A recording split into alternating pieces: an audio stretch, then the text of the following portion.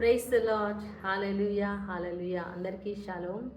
యేసు ప్రభు అతి శ్రేష్టమైన నామంలో శుభాభివందనాలు తెలియజేస్తున్నాను. అందరూ ఎలా ఉన్నారు? బాగున్నారా? దేవుడు ఈరోజు అద్భుతమైన వాగ్దానం ప్రభు మనకి ఇస్తున్నారు.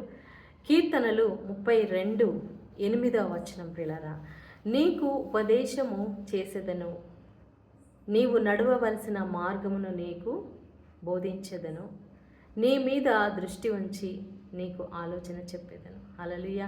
ఎంత చక్కటి వాగ్దానం ప్రియులారా. దేవుడు చెప్తున్నాడు, నీకు ఉపదేశము చేసేదను. ఈ లోకంలో మనం చాలా ఉపదేశం అంటే ప్రసంగాలు, చాలామంది మనుషుల ప్రసంగాలు మనం వింటాం. కానీ దేవుడు నీకు ప్రత్యేకంగా నీకు ఉపదేశం ప్రసంగం చేస్తా అంటున్నాడు. అంటే నీ జీవితంలో నీకు ఏది అవసరమో, నువ్వు ఎలా ఉండాలి, నువ్వు ఏ విధంగా ఆలోచించాలి, ఏ విధంగా జీవించాలి, నీలో మంచి ఎంత ఉంది, నీలో చెడు ఎంత ఉంది, పాజిటివ్ ఎంత ఉంది, నెగిటివ్ ఎంత ఉంది, ప్రతిదీ కూడా దేవుడు పర్సనల్గా నీతో మాట్లాడుతూ అంటున్నాడు. హల్లెలూయా. నీకు ఉపదేశం చేస్తాను, కూర్చోబెట్టి మంచి చెడులు చూడండి. పెద్దవాళ్ళు మనకి ఎన్నో మంచి విషయాలు చెప్తూ ఉంటారు. ఇలా ఉండాలమ్మా, అలా ఉండాలి, పిల్లల్ని ఇలా చూసుకొని, భర్తని, నీ భార్యని, నీ మంచిగా జాబ్లో ఎలా ఉండాలని మంచి విషయాలు చెప్తూ ఉంటారు కదా. దేవుడు వ్యక్తిగతంగా మనకి ఉపదేశం చేస్తూ అంటున్నాడు. హల్లెలూయా. నీకు ఉపదేశం చేస్తాను, అంతేకాదు నీవు నడవవలసిన మార్గాన్ని నీకు చూపిస్తాను, బోధిస్తాను. ఏ మార్గంలో వెళ్ళాలి చాలాసార్లు మనకు అర్థం కాదు. ఏ దారిలో వెళ్ళాలి, ఏం చేయాలి, ఎలా నిర్ణయం తీసుకోవాలి, నెక్స్ట్ స్టెప్ ఏం తీసుకోవాలి అనేది మనకి చాలాసార్లు అర్థం కాదు.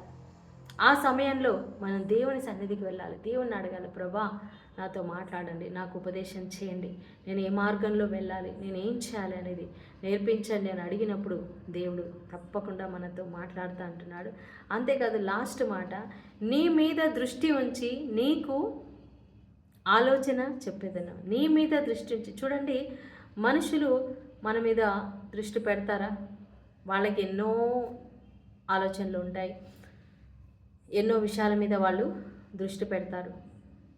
ఒక సంఘంలో ఒక కాపరి ఉన్నాడంటే, లేదా ఒక ఫాదర్ ఉన్నారంటే, ఒక్కొక్కరిని వాళ్ళు దృష్టి పెట్టి వాళ్ళు 24 గంటలు వాళ్ళ మీదనే చూస్తూ ఉంటారా? ఉండలేరు.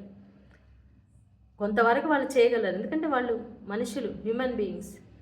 సో ఎవరో నన్ను పట్టించుకోలేదు, ఎవరో నన్ను చూడలేదు, ఎవరో నాతో మాట్లాడలేదు, ఎవరో నాకు సలహా ఇవ్వలేదు, ఎవరో నాకు ధైర్యం చెప్పలేదు, నా కోసం ప్రార్థన చేయలేదు అని మనం బాధపడద్దు. దేవుడు నీ మీద దృష్టి పెడుతున్నాడు. హల్లెలూయా. చాలాసార్లు మనం అనుకుంటాం, అసలు దేవుడికి నేను గుర్తున్నానా, దేవుడు నన్ను చూస్తున్నాడా, దేవుడు దృష్టి నా మీద ఉందా అనుకుంటాం. కానీ దేవుడు చెప్తున్నాడు, నీ మీద నా దృష్టి నిలిపి ఉన్నాను. హల్లెలూయా. దేవుని దృష్టి నీ మీద ఉంది ప్రియులారా. ఆయన దృష్టి పెట్టడమే కాదు, ఆయన నీకు ఆలోచన ఇస్తాడంట. నీ మనసులో, నీ తలంపులలో మరి దేవుడు ఉండి మాట్లాడతాడు.